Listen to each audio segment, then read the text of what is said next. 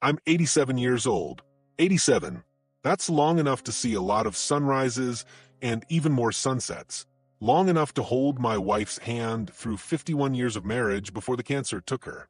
Long enough to bury friends, watch children grow into parents, and hold grandchildren who tower over me now. And long enough to know that most of what we spend our lives chasing doesn't matter half as much as we think. Last Tuesday, I picked up my granddaughter Lily from high school. She's 15. She climbed into the passenger seat of my old pickup, slammed the door a little harder than necessary, and stared straight ahead. Not crying, not angry, just blank, like someone had reached inside her and turned off the light. I asked how her day went. She shrugged. I asked if something happened. She said, no. Then, after a long silence that filled the cab like fog, she spoke so softly, I almost missed it. Grandpa, she said, does it ever feel like nothing you do actually matters? That question landed in my chest like a stone dropped into still water. I've asked myself the same thing more times than I can count, usually late at night when the house is too quiet and the years feel heavy. But hearing it from a 15-year-old girl who should be full of fire and plans, that shook me, because I'm at the end looking back and she's at the beginning looking forward. And somewhere between those two views, I think I finally see something clearly. We live in a world obsessed with mattering in capital letters. Impact, legacy, influence. Everyone wants to be seen, remembered, counted. I see it on phones, on screens, in the way young people measure themselves by likes, followers, metrics. I get it. I really do.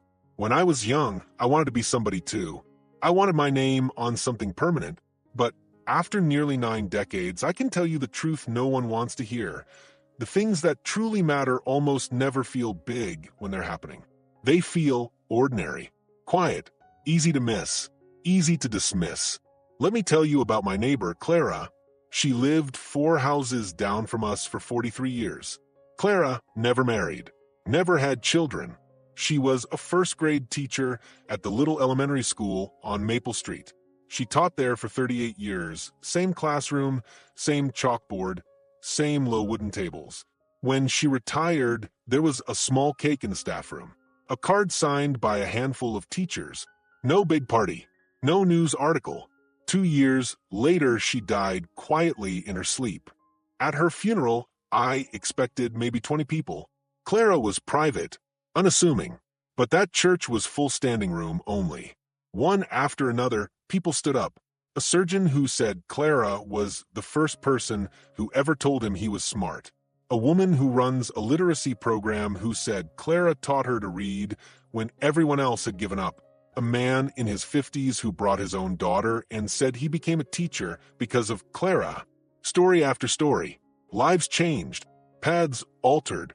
Ripples spreading decades later through people she'd never meet. Clara never tried to change the world. She never chased headlines or followers.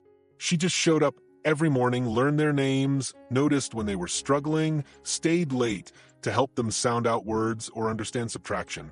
Nothing glamorous, nothing that would make the evening news.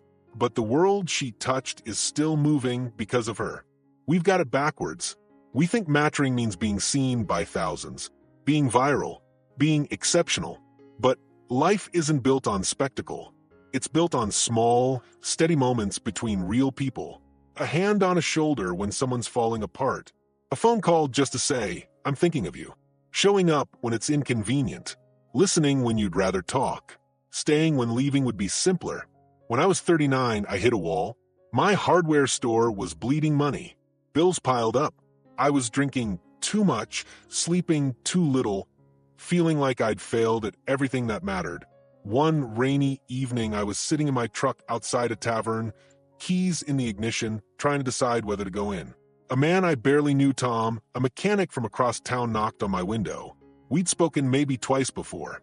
He said he was going for coffee. Did I want to come? We sat in a diner for 2 hours. He didn't ask what was wrong, didn't preach, didn't fix. He just talked about his kids, a fishing trip he took once, a book he was reading. Ordinary things. And somewhere in the middle of that completely unremarkable conversation, something in me loosened. I didn't go into the bar. I drove home. I can't remember half of what we said, but I remember how the weight lifted. Tom probably forgot about it by morning, but that night changed the direction of my life. That's mattering. Not because it was dramatic, because it was real. My wife, Clara God, I miss her used to write letters, real letters, pen on paper, stamp on envelope, to our kids when they were away at college, to old friends she hadn't seen in decades, to cousins, neighbors, anyone who came to mind. I used to tease her. We have phones now, Clara. Just call. She'd smile and keep writing. After she passed, I found boxes of letters people had sent back. In almost every one, someone said her words had carried them through hard times. A daughter who kept a letter from Clara in her wallet for 20 years. A friend who read one during chemo. Clara wasn't trying to matter. She was just reaching out. But she mattered more than she ever knew. Here's what I wish someone had told me when I was 30 or 40 or even 60. Your life doesn't have to be extraordinary to matter. In fact, it probably shouldn't be. The pressure to be exceptional, to stand out, to leave a legacy, to be remembered by crowds crushes people. It makes them feel like their quiet, ordinary life isn't enough.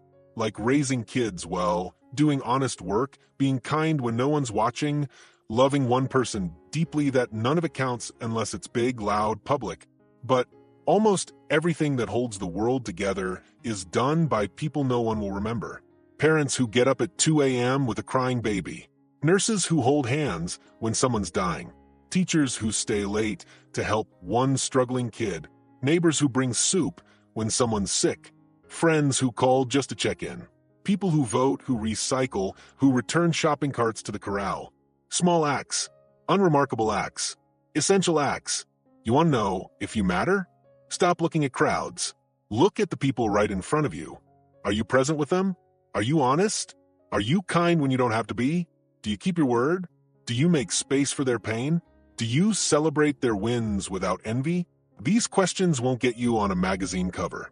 They won't grow your platform or expand your reach, but they will determine whether your life actually meant something. I've been thinking about Lily's question every day since she asked it. Does anything I do actually matter? And I've come to see that the question itself is the trap. Because when we ask if we matter, we're usually asking if we matter in some grand, measurable way, if we're important, influential, unforgettable. But real mattering is quieter, more personal. It's knowing that your presence or absence would leave a hole in someone's real life. When my grandson Caleb was 7, he was terrified of water. Wouldn't go near a pool. One summer, I spent 3 weeks, 15 minutes a day standing with him at the shallow end. I didn't push, didn't lecture, just stood there while he got used to the feeling. By the end of summer, he was swimming. Now he's 23. He probably doesn't remember those 15-minute sessions. But I do, because I know that if I hadn't been there patient, steady, present, his fear might have stayed with him longer. That's mattering. Not because it was impressive, because it was real. The older I get, the more I see that most of what we chase is smoke. Status fades. Achievements get forgotten. People move on faster than you believe, but they don't forget how you made them feel. They don't forget that you showed up. They don't forget that you saw them when they felt invisible. Last week at the grocery store, the young woman at the checkout looked worn out. Dark circles, slow movements. I could have paid and left. Instead, I really asked how she was holding up. She looked surprised. Then her eyes filled. She told me she'd been working doubles because her mom was sick. We talked maybe 3 minutes. I told her she was doing something brave, that her mom was lucky to have her. When I left, she thanked me twice. Will that moment change the world? No. Did it matter to her right then? I believe it did. So here's my answer to Lily, and maybe to you. Yes, what you do matters, but almost never in the ways you think it should. It matters in the small, unglamorous moments, the ones you won't post about, the ones no one will applaud. It matters when you choose patience over anger, truth over convenience, kindness over indifference, presence over distraction. That's harder than it sounds, because real mattering requires attention, showing up when you're tired, caring when it's inconvenient, loving when it costs something. But that's where significance lives not in the spotlight, but in the steady, quiet work of being human with other humans. I'm 87. I don't have many years left. When I think about what I want my life to have meant, I don't think about awards or headlines. I think about the people I loved well, the moments I was fully there, the times I helped without needing credit, the conversations where I really listened. Those are the things that mattered. Those are the things that will outlive me. If any of this lands with you, share it with someone who needs to hear it. Drop a comment and tell me what's one small thing you're going to pay more attention to this week. I read every word. It makes the quiet house feel a little less quiet. And subscribe if you want more of these conversations. I've got a bit more to say before I'm done. I'd like to say it to people who still want to listen. Thank you.